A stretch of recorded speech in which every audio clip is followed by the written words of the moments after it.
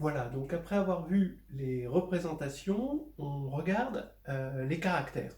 À une représentation, on associe un caractère et on verra que à un caractère, on peut associer une représentation, mais pas tout à fait, une classe d'isomorphisme de représentation. Alors là, il faut faire attention parce que là, ça va être tellement facile d'utiliser les caractères pour étudier les représentations qu'on en oublie, on risque d'en oublier la représentation selon le principe que quand le sage montre la lune, le fou regarde le doigt. Donc si la lune c'est la représentation, il ne faut pas juste se contenter de regarder le doigt. Le doigt il sert, mais il sert normalement aux représentations ici. Alors le théorème qui va faire tout basculer de la théorie des représentations à la théorie des caractères, c'est le théorème de Isai-Shur qui dit que si ρ est une représentation, bon, on lui associe le caractère avec la trace de la représentation, donc je vous rappelle que ρ c'est un morphisme, et on lui associe une simple fonction. Pour l'instant, c'est une simple fonction, hein, donc ça va de G dans C, donc c'est cette trace, et il se trouve que les caractères des représentations irréductibles, on avait vu avec le théorème de Maschke qu'on avait juste besoin des représentations irréductibles, hein, mais là, les caractères des représentations irréductibles, ça forme une base orthonormée de l'espace des fonctions centrales sur G. Alors, si on doit expliquer, les fonctions sur G, c'est des fonctions qui vont de G dans C. Centrales, ça veut dire que elles sont constantes sur les classes de conjugaison de G, c'est-à-dire f de h, g, h-1, c'est f de G. Et base orthonormée, parce que, base orthonormée, en fait, on devrait dire base unitaire, hein, parce qu'il y a une forme hermitienne hein, sur l'espace des fonctions. Donc on prend deux fonctions de G dans C. Comme on va dans C, on va récupérer la structure de C, la structure finalement hermitienne hein, de C. Donc phi, psi, on fait la moyenne du conjugué de phi de G et fois psi de G. Et ça nous donne, on voit facilement que ça nous donne une forme hermitienne. Voilà.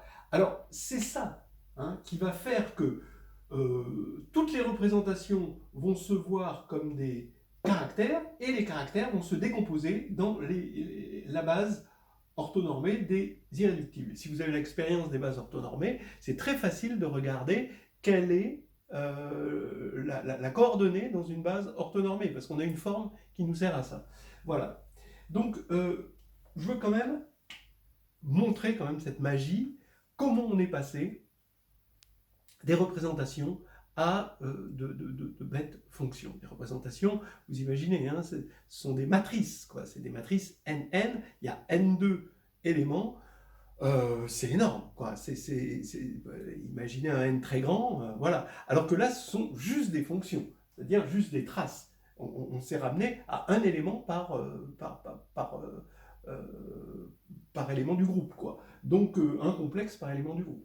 Donc voilà, ce miracle, il faut quand même un petit peu l'expliquer. Et voilà, j'ai essayé de donner le schéma, comme on peut l'avoir dans sa tête. D'abord, si V est un G-module, c'est-à-dire dans ce qu'on appelle par abus de langage une représentation, donc c'est un espace sur lequel le groupe fini G agit, un espace sur C, alors on a un projecteur qui va de V dans les G invariants, c'est-à-dire les éléments qui sont invariants par tout ρ de G, hein, d'accord. Et ce projecteur, c'est facile, c'est P de V, on fait la moyenne des ρ de G sur V. Effectivement, c'est facile de voir que quand on va faire quand on va regarder ρ de H sur un élément comme ça, eh ben ça va être invariant grâce à un changement de variable. Voilà. Mais c'est pas tout. Il faut voir que si on est sur l'orthogonale, on avait vu qu'il y avait une forme hermitienne qui était G invariante sur V. Hein, et ben, ça nous permet d'avoir l'orthogonale. C'est très facile de voir que sur l'orthogonale, eh ben, P de V s'annule. Voilà. Alors ça, c'est quelque chose que, que, que vous pouvez regarder par la définition même de l'orthogonale. Donc maintenant, du coup, encore un deuxième truc assez génial, c'est que, alors ici c'est surjectif, hein, parce que quand vous allez prendre V dans VG, ici il va s'envoyer sur lui-même, hein, évidemment, parce qu'on a pris la moyenne, hein, justement, parce qu'on a pris la moyenne. Maintenant, donc, la dimension de VG, c'est donc la trace de P. C'est-à-dire, au départ, c'est le rang de P. Mais comme P est un projecteur, le rang, c'est la trace. Voilà.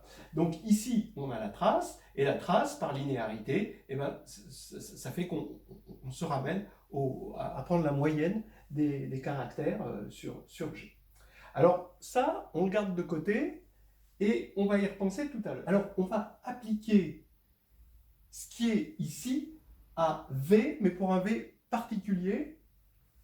En fait, on va prendre deux représentations V et W, et ici, on veut regarder les applications linéaires de V dans W. On a mis l'autre fois une structure de G module là-dessus, et donc, alors comment on fait agir G? En faisant agir à droite par V, en tordant par l'inverse, et à gauche par W. Ça nous fait une structure. Et avec cette structure, c'est très facile de voir que les invariants, ici, les G invariants, ceux qui ne bougent pas quand on applique cette structure à G, eh ben, ce sont les éléments qui commutent avec G. Alors je vous ai fait un petit schéma ici. Voilà un élément typique qui va commuter. Donc on a phi ici, d'accord, et qui va de V dans W. C'est un élément de homme C de VW. Et ici on le retrouve alors qu'on est passé à gauche par ρ V, donc il se retrouve à droite en fait, bon, c'est pas grave, et ici par ρ W. Et donc ce diagramme est commutatif. Et c'est ça ce qu'on appelle un morphisme de représentation. Phi, là, est un morphisme de représentation. Donc les morphismes de représentation, parmi les applications linéaires tout court, sont juste les G invariants pour l'action de G qu'on a mise l'autre fois. Alors, ça va être important. Maintenant, cette représentation qu'on a mise sur les applications linéaires, elle a un caractère. Ça, c'est pas difficile à calculer en prenant des bases, des bonnes bases de vecteurs propres pour chaque petit g. Hein, on sait que ρ de g, c'est toujours diagonalisable, et on prend des bases de vecteurs propres pour v, pour w, on arrive à se débrouiller, à calculer le caractère, et le caractère, on l'écrit en fonction du caractère de v et du caractère de w, et ça nous fait une jolie formule. Voilà, donc maintenant, on applique le lemme de Schur. Voilà, donc on part du lemme de Schur, V et W étant irréductibles, d'accord?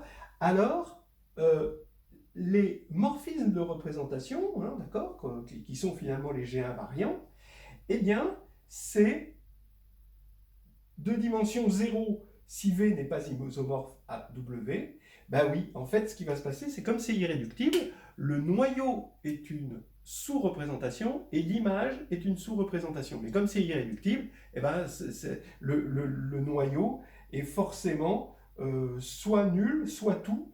Et ça ne peut pas être tout si V n'est pas isomorphe à W.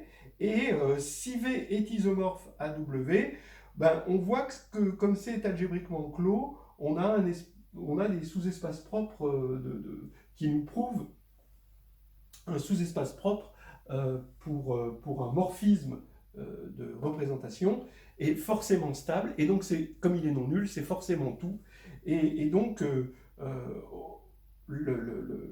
si le sous-espace propre c'est tout, c'est que on a une homothétie. Donc en fait, entre deux irréductibles, les homomorphismes G invariants, soit il n'y en a pas, parce que sinon ce serait isomorphe, et là on est dans le cas où ça n'est pas, soit alors c'est juste une homothétie, donc c'est isomorphe à C. Je devrais mettre ici isomorphe.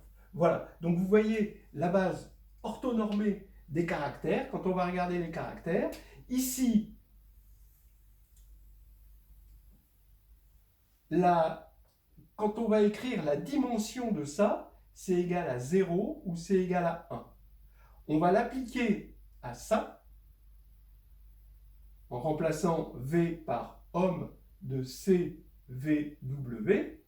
On va le remplacer là-dedans. Le caractère ici, on l'a trouvé là, et ça va nous donner la forme ici. Et le 0, 1 qu'on a en dimension, eh bien, c'est exactement le fait que ça va être pas encore une base orthonormée, mais une famille orthogonale. Une famille orthonormée, je devrais dire. Voilà. Maintenant, pour dire que c'est une base orthonormée, c'est un petit peu plus impliqué. Je vous laisse regarder dans une référence, voilà, dans votre référence préférée. Voilà. L'idée, c'est de regarder une application qui est centrale, une fonction centrale, qui serait orthogonale à tous les caractères et voir qu'elle est nulle. Voilà. Et ça, c'est pas trop difficile, mais bon, disons que ça s'improvise pas. Voilà. Bon, bref. Donc là, maintenant, je suppose que vous connaissez maintenant, je vais supposer que vous connaissez la théorie des caractères, en tout cas, ceci. Alors maintenant, on va voir les applications de ce théorème. Ce théorème, il est magnifique. Pourquoi il est magnifique? Parce qu'il a énormément de corollaires, énormément d'applications. C'est ça qu'on va voir là.